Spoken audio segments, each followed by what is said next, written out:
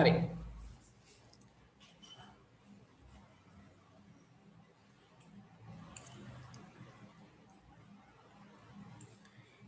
එතකොට මලබද්ධයට හේතු. හරි දෙන්න.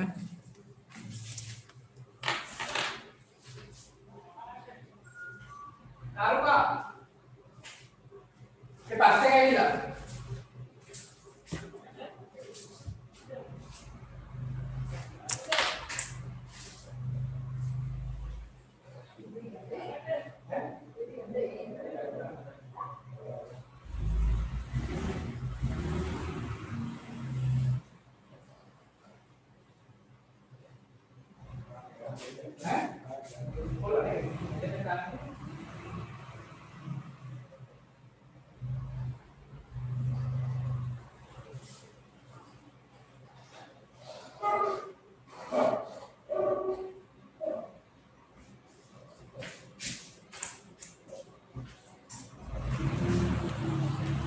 හරි. එතකොට මේ මල ද්‍රව්‍ය ඝන තත්ත්වයට පත් වීම නිසා බැහැර කිරීමට අපහසු වීම තමයි මලබද්ධය කියන්නේ. වෙනවනේ ආහාර මාර්ගයේ මේ බුද මාර්ගයේ ඉබ්බෙත් දාලා වගේ තමයි. ඒකට හේතුව තමයි ඝන තත්ත්වයට පත් වීම. මහාන්ත්‍රය තුල වැඩි කාලයක් මල ද්‍රව්‍ය රැඳී තිබීම මීට හේතුවයි. අවශ්‍යතාවය තිබුණාට යන්නේ නැහැ.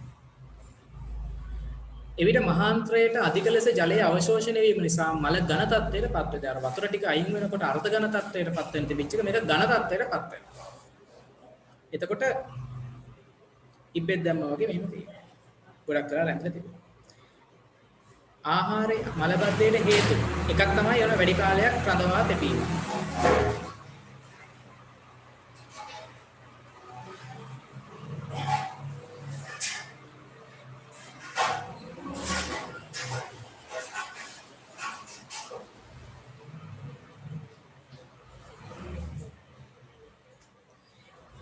අනිත් එක තමයි අවශ්‍ය තරමට ජලය පානය නොකිරීම. වතුර බොන එක අඩු කරනවා. වතුර බොන එක අඩු කරනවත් ඔය වැඩේ වෙන්න පුළුවන්. ඊළඟට මල පහ කිරීමේ අවශ්‍යතාවය කල් දැමීම. යන්නේ නැතුව ඉන්න. ඊළඟට සමහර රෝග සඳහා ගන්නා ඖෂධ, සමහර රෝග වලට ගන්න ඖෂධ වලුත් මේ තත්ත්වය ඇති කරනවා. මලබද්ධ නිසා ඇති වෙකි අතුරු ආබාධ. අතුරු ආබාධ තමයි මලබද්ධයේ පවතින අවස්ථාවේ මලපා කිරීමට වැරදීමෙන් බුද මාර්ගයේ පටක තුවාල වී රුධිර වහනය යොද සිදුවිය හැකිය.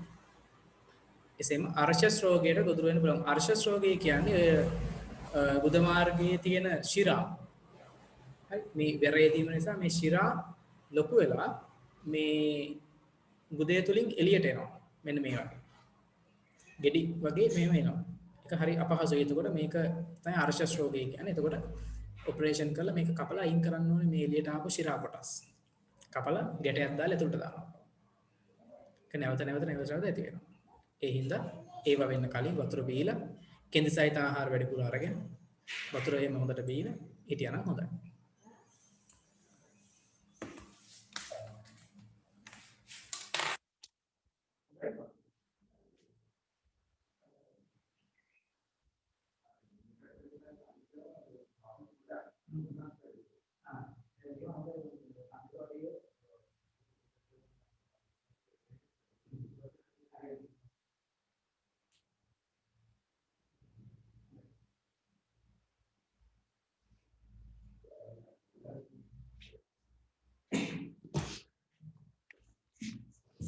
හරි. ඒතර ඊළඟට අනිත් එක තමයි මේ උණ සන්නිපාතය කියන එක. ආර්ජීන පද්ධතියේ ආශ්‍රිත වෙන තවත් රෝගයක් තමයි උණ සන්නිපාතය කියන එක. අපි කියනවා සැල්මොනෙල්ලා ටයිපී කියන බැක්ටීරියාව ආසාදනය වීමෙන් මේ බැක්ටීරියාව ඇතුළු වීම නිසා ඇතිවන රෝගයක් තමයි මේ උණ සන්නිපාතය කියන්නේ. ඒතර මේ ඉන්නේ බැක්ටීරියාව අනිරීක්ෂයෙන් බැලුවම පේන විදිහට. මේ සැල්මොනෙල්ලා ටයිපී ආසාදනය වෙන්න පුළුවන් හේතුව තමයි ආසාදනය වෙන්න පුළුවන් ආකාරය තමයි දූෂිත ජලයේ පිහිනීම සහ ස්නානය කිරීම වගේ නදාල බැක්ටීරියාව මුඛයට ඇතුළු විය හැකියි. වතුරේ මේගොල්ලෝ ඉන්න පුළුවන්. ඒතර දූෂිත මඩගොඩවල නේද ළමයි ට්‍රිප් එකෙන් ගියාම මඩගොඩක් දැක්කත් පයින් බලනවා නාන්න බලනවා. ඒ වගේ ඉඳලා කටින් ඇතුළු වෙන්න පුළුවන් මේ වතුර ගිලනකොට. එහෙම නැත්නම් අපවිත්‍ර ජලය පානය කරලා වෙනවා. එහෙම නැත්නම් රෝගීන්ගේ මල මුත්‍ර වලින් අපවිත්‍ර වූ ස්ථානවල වසන මැස්සන් නිසා දූෂිත ජලය. මැස්සෝ අහනවා මල මුත්‍රා වල තියෙන තැන්වල ඒ වගේ ඉන්න බැක්ටීරියාව මැස්සයි කකුල් වල තැවරනවා. මැස් තැවිලා ආහාර වල වහනවා. එහෙමත් වෙන්න පුළුවන්. මුල් අවස්ථාවේදී රෝග ලක්ෂණ තමයි ටයිෆොයිඩ් ෆීවර් කියන එකෙන් බලන්න අතපය වේදනාව, හිස රදය, ක්‍රමයෙන් වැඩි වෙන උණ, මලබද්ධය, දිවේ අධික ලෙස කාරම් වැදීම. හරි. දිවේ නිකන් කළු පාටට තට්ටු වශයෙන් වැදෙනවා. ඊට උදරයේ වේදනාව සහ පාචනය. පාචනය කියන්නේ මේ ජලය මද ගතිය. රෝගකාරකයාගේ මේ බැක්ටීරියාවෙන් සිදුවන හානි ශුද්ධාන්ත්‍රයේ තුවාල සෑදී රුධිරය වහනය වීම. ශුද්ධාන්ත්‍රය තුවාල වෙනවා. සල්මොනෙලා ටයිපි කියන බැක්ටීරියාව ශුද්ධාන්ත්‍රයට ගියාට පස්සේ. ඒ නිසා මල පහ සමග රුධිරය පිට වෙනවා. ඒ වගේ වුණාම තමයි අපි මේ ගැන සහ අර රෝග ලක්ෂණ ආවට පස්සේ පොඩ්ඩක් ඒ ගැන සැලකිලිමත් වෙනවා. තුවාල නිසා කුඩාන්ත්‍රයේ සිදුරු වීම. තුවාල හැදෙනකොට කුඩාන්ත්‍රයේ සිදුරු වෙනවා. ඔය තමයි රෝගකාරකයෙන් වෙන්න පුළුවන් හානි. රෝගියාගේ රුධිර හෝ අසෝචි පරීක්ෂාවකින් රෝගය හඳුනාගත හැකියි. රුධිර පරීක්ෂාවකින් හරි එහෙම නැත්නම් අසෝචි පරීක්ෂාවකින් මේ බැක්ටීරියාව ඉන්නවා කියලා අඳුර ගන්න පුළුවන්.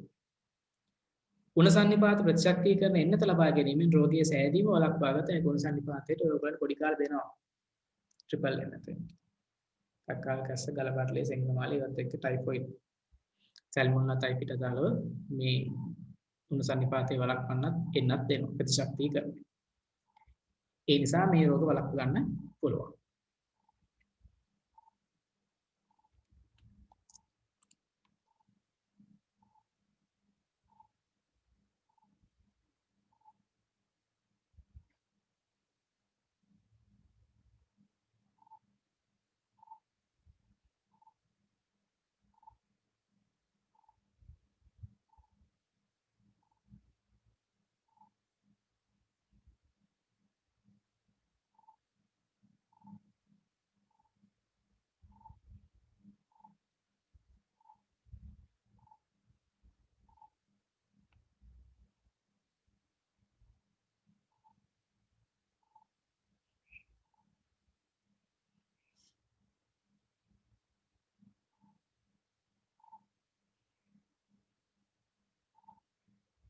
හරි.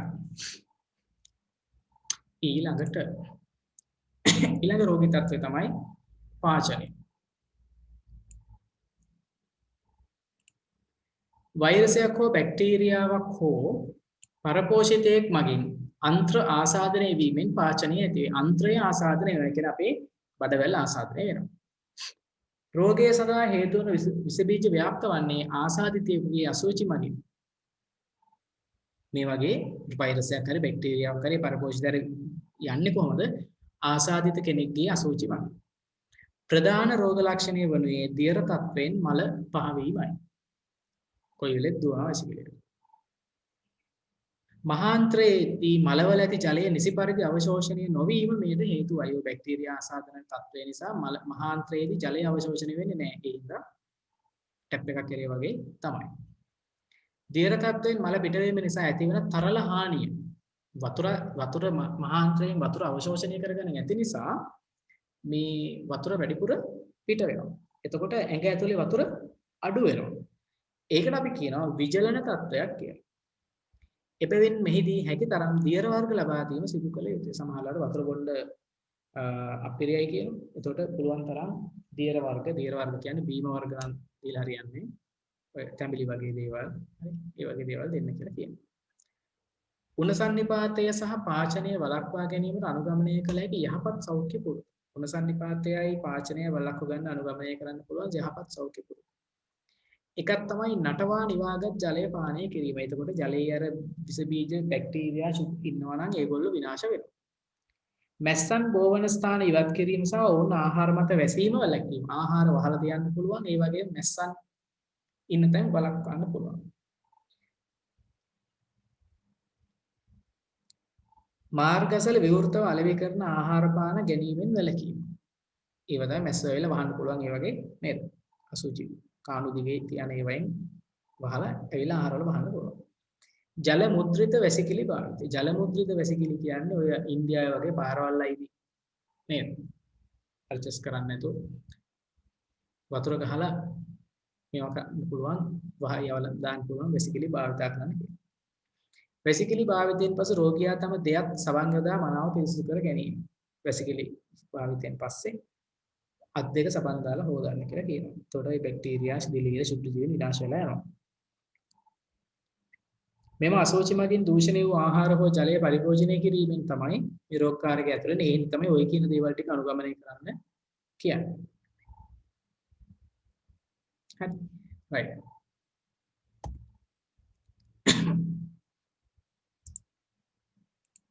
හරි. ඔය තමයි ආහාර ජීර්ණ පද්ධතියේ ඕගොල්ලෝ දැනගත යුතු දේවල් ටික. ආහාර ජීර්ණ පද්ධතිය ආශ්‍රිතව දැනගත යුතු දේවල් ටික තමයි ඒවා.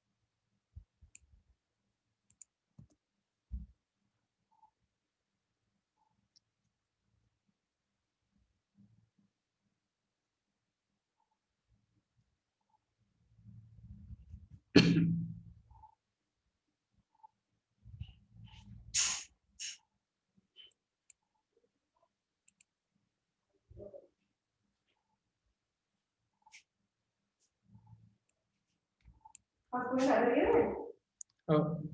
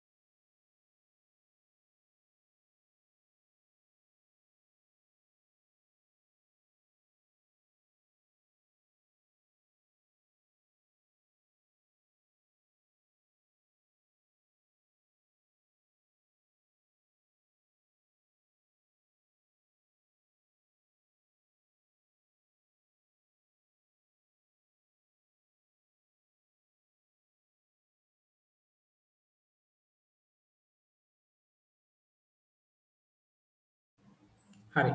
මේ තියෙන ආහාර ජීර්ණ පද්ධතිය ඇසුරෙන් අහලා තියෙන 2016 O level ප්‍රශ්න පත්‍රයේ පළවෙනි රචනා ප්‍රශ්නේ ඒ කොටස. පළවෙනි රචනා ප්‍රශ්නේ ඒ කොටස තමයි මේ. හරි. බලන්න එක්තරා වර්ගයක විස්කෝතුවක් තුල බිස්කට් එකක් අඩංගු ප්‍රධාන පෝෂකවල සාමාන්‍ය ස්කන්ධයන් පහත දැක්වේ. ප්‍රෝටීන තියෙනවලු 0.8යි එකක්, කාබෝහයිඩ්‍රේට් තියෙනවලු 5.6යි 7ක්, එක බිස්කට් එක. මේදේ තියෙනවලු 1.5යි 5. ප්‍රෝටීන වල අඩංගු මූලද්‍රව්‍ය මොනවාද කියලා අහනවා. ජලිනි කියන්න බලන්න ප්‍රෝටීන් වල අඩංගු මූලද්‍රව්‍ය මොනවාද කියලා?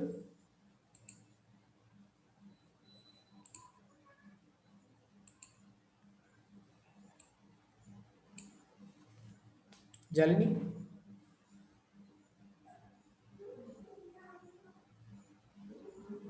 को අමයිනෝ අම්ල මූලද්‍රව්‍ය 10 වසර පළවෙනි පාඩම.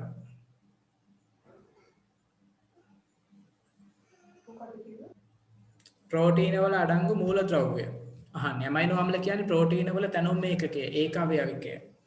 මං අහන්නේ මූලද්‍රව්‍ය 10 වසර පළවෙනි පාඩමේ.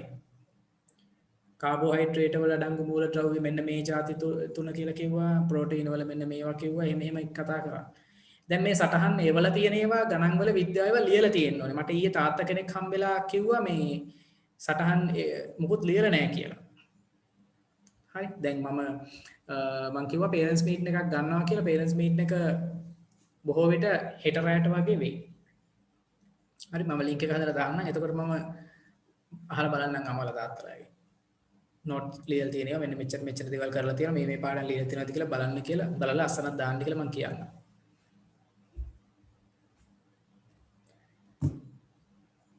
උසිත මොනවද ප්‍රෝටීන් වල අඩංගු මූලද්‍රව්‍ය?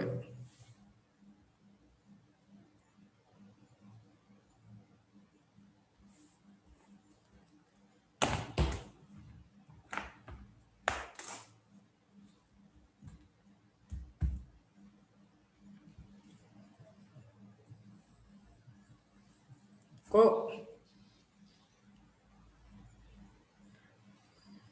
දන්න කෙනෙක්ට කියන්න පුළුවන් මයික් එක ඔන් කරලා ඩක් ගාලා.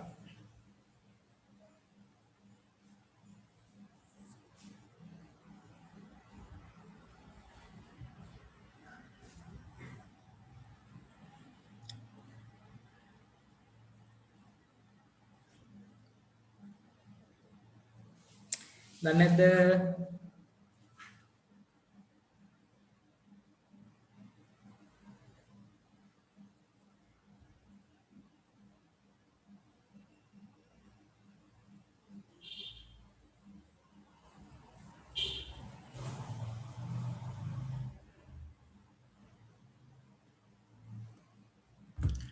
ප්‍රෝටීන් වල අඩංගු වෙන්නේ කාබන්, හයිඩ්‍රජන්, ඔක්සිජන්, නයිට්‍රජන්. ඔන්න මූලද්‍රව්‍ය 4. කාබෝහයිඩ්‍රේට් මේ ප්‍රෝටීන් වල අඩංගු මූලද්‍රව්‍ය 4. දැන් ওই මූලද්‍රව්‍ය 4 ලියන්න ඕන. දැන් ඕවා මතකේ තියෙන්න ඕන. දැන් පාඩම් කරලා තියෙන්න ඕන. ගෙදරටලා ඉඳගෙන ඈ කකා බිබී නිකන් ඉඳලා හරියන්නේ නැහැ කට්ටිය. පුද්ගලයෙකු ඉහත සඳහන් වර්ගයේ විස්කෝතුවක් ආහාරයට ගත් විට එහි ජීර්ණය ආරම්භ වන්නේ ආහාර ජීර්ණ පද්ධතියේ කුමන කොටස තුලදීද? ආහාර ජීර්ණය ආරම්භ වෙන්නේ කොයි කොටස තුලදීද? වින්ද්‍යා.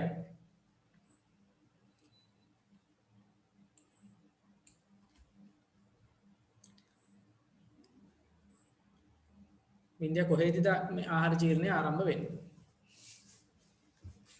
මේ බිස්කට් එකක් කෑවොත්.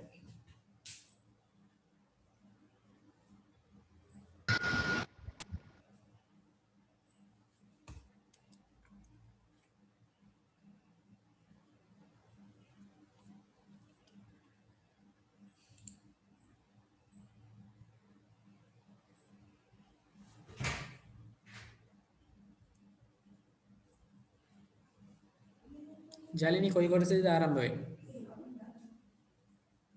මුඛ කුහරය තුලදී. මුඛ කුහරය තුලදී. මුඛ කුහරය තුලදී තමයි ආරම්භ වෙන්නේ.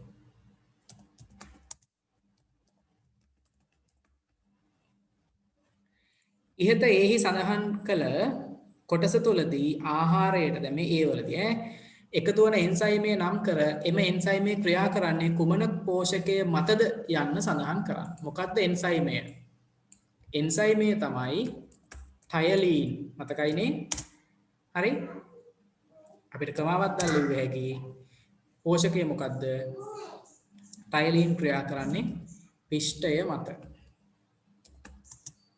පිෂ්ඨය මත. ඊළඟට අපෙන් අහනවා C. ආමාශය තුලදී මෙම ආහාරයට ප්‍රධාන වශයෙන් එකතු වන ද්‍රව්‍ය දෙක සඳහන් කරන්න. ආමාශය තුලදී උසිත මොනවද එකතු වෙන ද්‍රව්‍ය දෙක?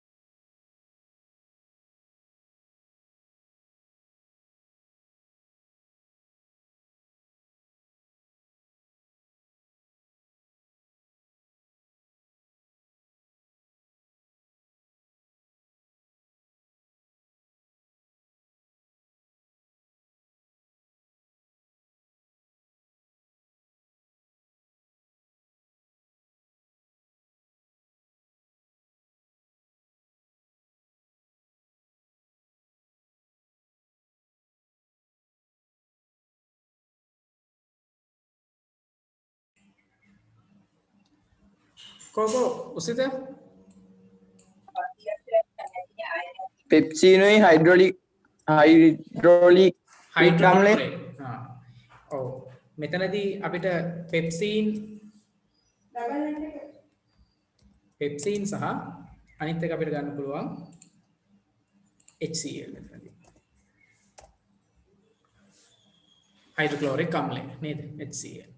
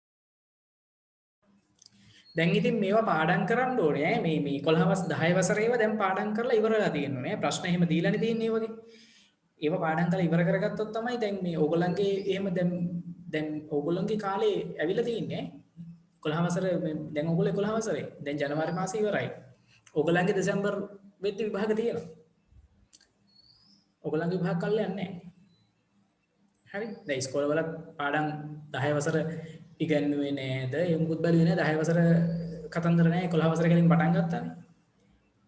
ඒ වගේම තමයි මේ පාර A level විභාගෙත් A level අයට පාඩු වුණා, කරන්න බැරි වුණා. එහෙම කතන්දර නෑ සම්පූර්ණ සිලබස් එකෙන් පේපර් එක දීලා තිබුණා.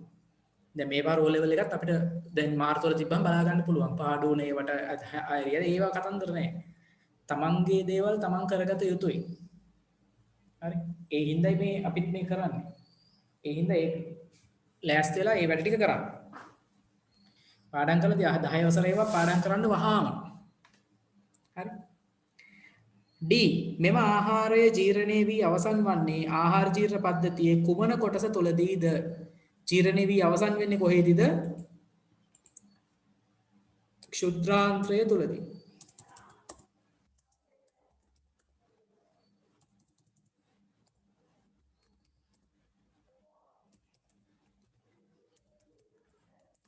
ක්ෂුද්‍රාන්ත්‍රය කියන කොටසේ. මෙම ජීර්ණ ක්‍රියාවලියේ අන්තඵල සටහන් කරන්න. අන්තඵල මොනවද? අන්තඵල බලලා ලියන්න ඕනේ. ප්‍රෝටීන් වල අන්තඵල තමයි මොනවද? පිළිවෙලට ලියන්න. ඇමයිනෝ අම්ල. කාබෝහයිඩ්‍රේට් වල දැන් මෙතන කාබෝහයිඩ්‍රේට් පිටිනේ තියෙන්නේ නේද? මෝල්ටෝස් නේ. එහෙනම් මෝල්ටෝස් වල සරල එක ග්ලූකෝස්. මේදවල ಜಾති දෙකයි. මේද ජීර්ණයෙන් මේද අම්ල ග්ලිසරෝල්. මේද අම්ල සහ ග්ලිසරෝල්.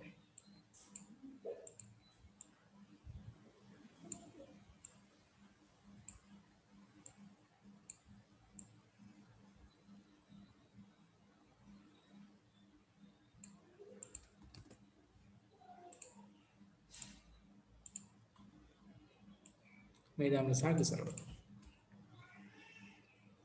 ඊළඟට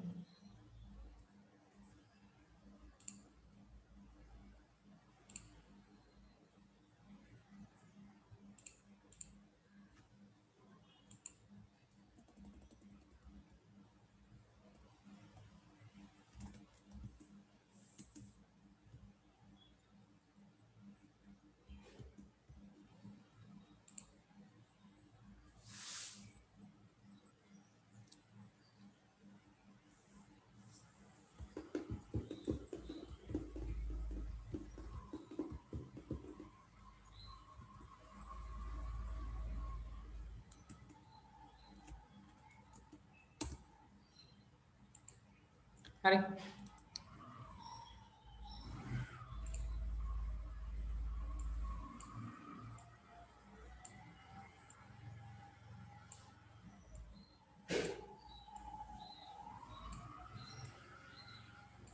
ජීර්ණ ක්‍රියාවලියේ අන්තඵල දේහයට කාර්යක්ෂම ලෙස අවශෝෂණය කර ගැනීම සඳහා මිනිසාගේ ආහාර ජීර්ණ පද්ධතිය ඇති අනුවර්තනයක් අහනවා. එහෙනම් අපිට කිව්ව හැකි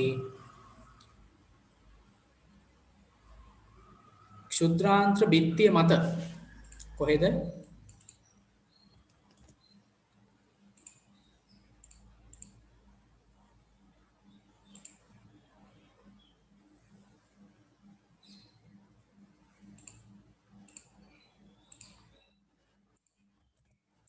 ක්ෂුද්‍රාන්ත්‍ර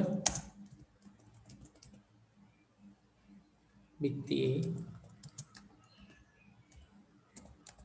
අංගුලිකා පිහිටීම. ක්ෂුද්‍රාන්ත්‍ර බිත්තියේ අංගුලිකා පිහිටීම. අංගුලිකා තියෙන එක අනුවර්තනයක්. හරි. ඔන්න 2016 O level ප්‍රශ්නේ එකට උත්තර. එන්න ඕනේ විදිහ. හරි. රයිට්. එතකොට එච්චරයි ආහාර ජීර්ණ පද්ධතියේ මේකට අදාළ ප්‍රශ්න ඔයගොල්ලෝ උත්තර ලියන්න ඕනේ. මම ප්‍රශ්න ටික එවල ඇත්තේ මම හිතන්නේ ප්‍රශ්න ටික එවුවා නැත්නම් මම බලලා එවන්නම් ප්‍රශ්න ටික. ඒකට උත්තර ලියන්න ඕනේ. හරි. රයිට්.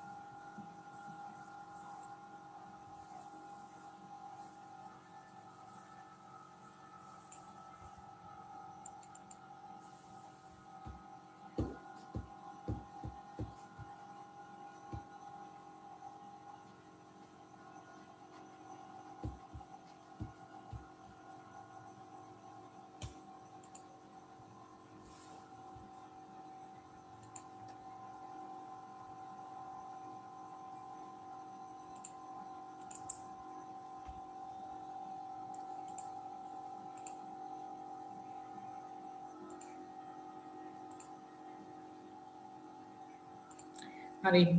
අපි කතා කරන ඊළඟ පද්ධතිය තමයි මිනිස් මානව දේහ ක්‍රියාවලිය යටතේ අපි කතා කරන ඊළඟ පද්ධතිය තමයි මිනිසාගේ ශ්වසන පද්ධතිය. මිනිසාගේ ශ්වසන පද්ධතිය. ආශ්වාස ප්‍රාශ්වාස ක්‍රියාවලිය සිද්ධ වෙන මිනිසාගේ ශ්වසන පද්ධතිය. හරි. රයිට්. ශ්වසනය එනම් මිනිසාගේ ශ්වසන පද්ධතිය මොකටද ඕන වෙන්නේ? ශ්වසනය සඳහා. එතකොට මිනිසාගේ ශ්වසනය කියලා අපි ගත්තාම ශ්වසනයේ තියෙනවා ප්‍රධාන අවස්ථා තුනක්. මිනිසාගේ ශ්වසනය ගත්තාම ප්‍රධාන අවස්ථා තුනක් තියෙනවා. ඒ අවස්ථා තුන තමයි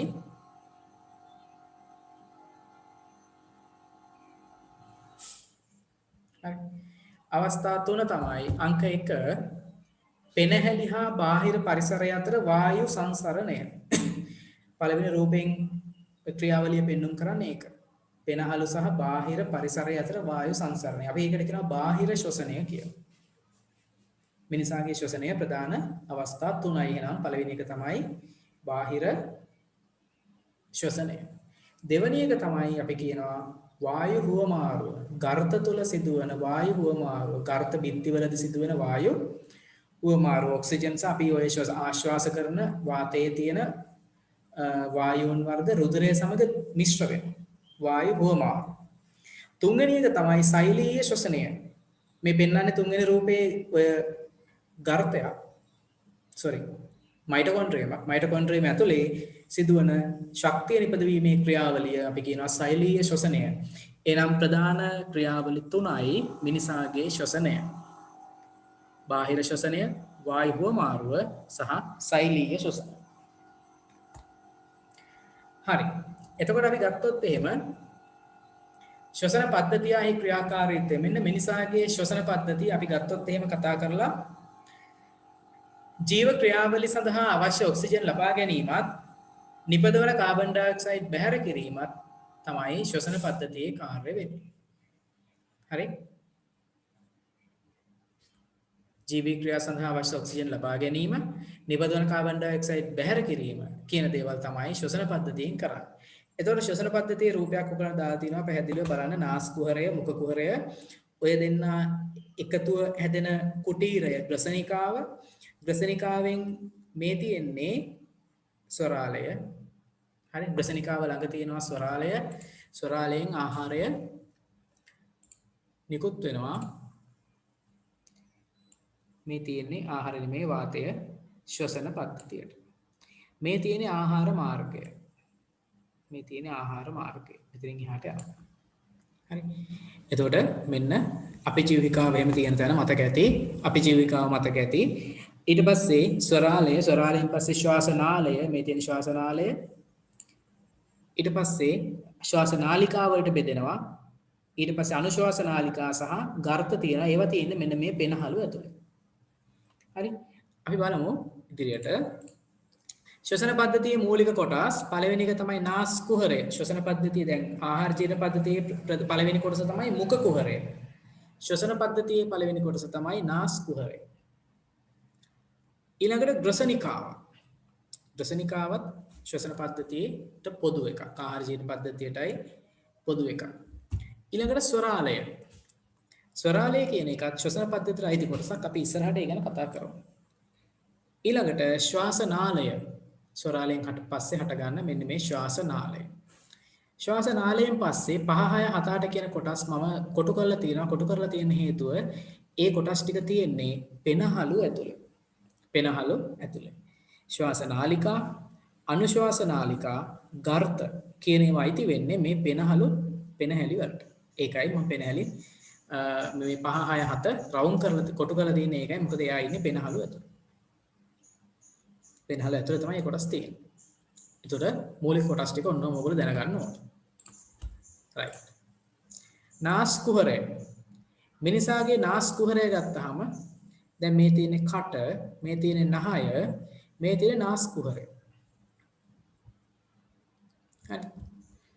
ඊට පස්සේ මේ තියෙන්නේ ග්‍රසනිකාව මෙතන. මේ තියෙන්නේ අපිජීවිකාව. හරි. මේ තියෙන්නේ ආහාර මාර්ගය, මේ තියෙන්නේ ශ්වසන මාර්ගය. එතකොට අපි ගත්තොත් එහෙම නාස්කුහරයේ ඇතුළු පෘෂ්ඨයේ ශ්ලේෂ්මල පවතී. නාස්කුහරයේ ඇතුළත පෘෂ්ඨයේ තියෙනවා මොනවද? ශ්ලේෂ්මල. එමගින් නාස්කුහරයේ බිත්ති තෙත්ව පවතී. නාස්කුහරයේ බිත්ති තෙත වෙලා තියෙන්නේ ඒ හින්දා. නාස්කුහරයේ අපර කොටසේ කියන්නේ පිටුපස්සේ බිත්තියේ පක්ෂම රාශියක් ඇත. ඒ කියන්නේ මෙන්න මේ හරියේ පක්ෂම කියන කෙඳි ගොඩාක් තියෙනවා. එම පක්ෂ ඉවතට චලනය වෙමින් පක්ෂ නෙමෙයි පක්ෂම ඉවතට චලනය වෙමින් පවතී. මෙන්න මේ වගේ මේවා චලනය වෙවි තියෙන්නේ. එළිය පැත්තට. මේ පැත්තට මෙහෙම චලනය වෙවි තියෙන්නේ. මේ චලනය වෙවි තියෙන්නේ. ඒකට හේතුව තමයි ඒ වගින් ඔය නහයේ තියෙන හරි කොය පක්ෂම කෙඳිවල තියෙන දූවිලි හරි ශ්ලේෂ්මල ඒ වගේ දේවල් සුද්ධ ජීවීන් මේ දේවල් එළිය පැත්තට හරව යවනවා. එනම් ඔය පක්ෂම චලනය වෙමින් තමයි තියෙන්නේ නාස්කුහරයේ අග හරිය තියෙන්නේ. එතකොට නාස්කුහරයට ඇතුළු වෙන වාතය අපි වෙනහළු වලට යවන්න කලින් පිරිසිදු කරනවා මෙන්න මේ ක්‍රම වලට. ආශ්වාස වාතයේ ඇති බැක්ටීරියා දූවිලි වැනි අපද්‍රව්‍ය ශ්ලේෂ්මලයෙහි ඇලීම. ශ්ලේෂ්මල වල ඇලෙනවා. පක්ෂම චලනය වීම මගින් අපද්‍රව්‍ය ශ්වසන මාර්ගයෙන් ඉවතට යොමු කිරීම. පක්ෂම චලනය වෙලා මේ අපද්‍රව්‍ය ටික එළියට යොමු කරනවා. කිවිසුම් යන විට අපද්‍රව්‍ය ශ්වසන මාර්ගයෙන් ඉවතට යොමු කිරීම. කිවිසුම් යනකොටත් ඔය අපද්‍රව්‍ය බොහොම වේගයෙන් ශ්වසන මාර්ගයෙන් ඉවතට යවනවා. කැස්ස මගින් කේටය සමග අපද්‍රව්‍ය ඉවත් කිරීම. ඔය නාස්කුහරට ඇතුළු වෙන වාතයේ තියෙන දේවල් අපද්‍රව්‍ය ඉවත් කරලා ඒ වාතය පිරිසිදු කරනවා මෙන්න මේ ක්‍රම මගින්. ශ්ලේෂ්මල වල ඇලිලා පක්ෂම චලනය මගින් කිවිසුම් යාම මගින් කැස්ස මගින්. ඒ දේවල් වාතය පිරිසිදු කරලා අපද්‍රව්‍ය ටික ඉවත් කරන්න තමයි පවතින්නේ. right.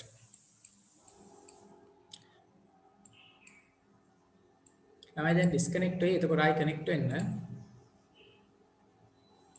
අපි දෙකමාර විතරකම් කරනවා.